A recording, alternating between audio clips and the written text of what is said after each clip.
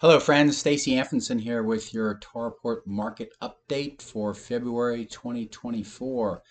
Let's dig in and see what's going on. Take a look at end of month inventory metrics and compare to population. I'm going to keep the population graph up there for the majority of reports this year because I think it's important that we see population growth in terms of where we're going on with inventory. So we got two bubbles here. So we talked about last month, population is up 110% since 2007. And we're just looking at resale, end of month resale listings this month.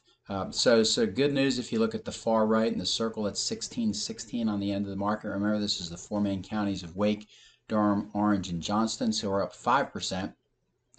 Some really good news is back when we thought inventory was going to zero in 2022, we're up 94% compared to that. And if you look at those two, you think, oh my gosh, inventory is corrected. But no. Let's go all the way back to the peak in 2011. And you can see that we're down 85% compared to end of month inventory in 2024 with end of month inventory in February of 2011. So a downward trend in inventory and an upward trend in population is a perfect recipe for increase in house price metrics. Once again, we go back to look at showings. This is the first time we put this one up. The peak in showings was in February of 2021. You can see for the past 3 years, they've been stable. February of 2024 showings were down 43% compared to February of 2021. This is not due to lower demand. This is exclusively due to lower inventory. February sold listings. February of this year compared to February of last year, down 3%. Not necessarily too bad. Down 26% though, if you look at this top line from 2021, February of 2021. You can see the recession back here in 2009, 2010, and 2011. So if you were to draw a line straight across, we're probably close to that. The 1700 that we did in February of this year is probably pretty close to that moving average for February is a long time, so we'll call that as a positive. Average days on the market is once again crazy good. Many people that got in the business since 2020 think that a house is typical 30 to 60 days on the market. If you go back to coming out of COVID in 2021 and 2022, it's 30-day average. We're at 48 this February, which is pretty good when you compare it to where it was back in 2013 when we were at 4 months to sell between 2011 and 2013. So days on market has gotten really, really good. Residential housing has probably never been more liquid than it is right now. Months of housing supply, once again, a recap, 3 months or less is an undersupply. 10 months or more is an oversupply. February of this year was the 8th consecutive month with an undersupply of housing.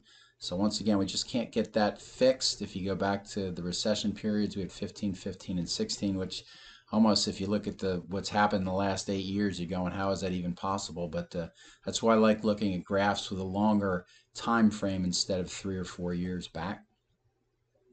Here's our sold to original list price ratio. Once again, coming out of the recession, we're at 91, 93, 95, going to there. But coming out of COVID, it was just crazy. Once again, supply was not even close to demand. You saw houses selling for 101% of original list and then 103%.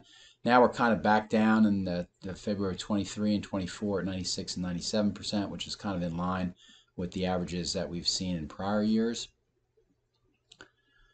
Average sales price overall, the darker blue bar is the overall average sales price and the lighter blue bar is the average sales price of a resale. If we look at the comparison of the overall average sales price between February 2024 and February 2023, we're up 5%. But here's the one I like looking back to, the resale sales price at $483 in February of this year compared to $282,000 back in February of 2018. That's a gain of 71%, and as you've heard me say numerous times, that's what we call wealth creation.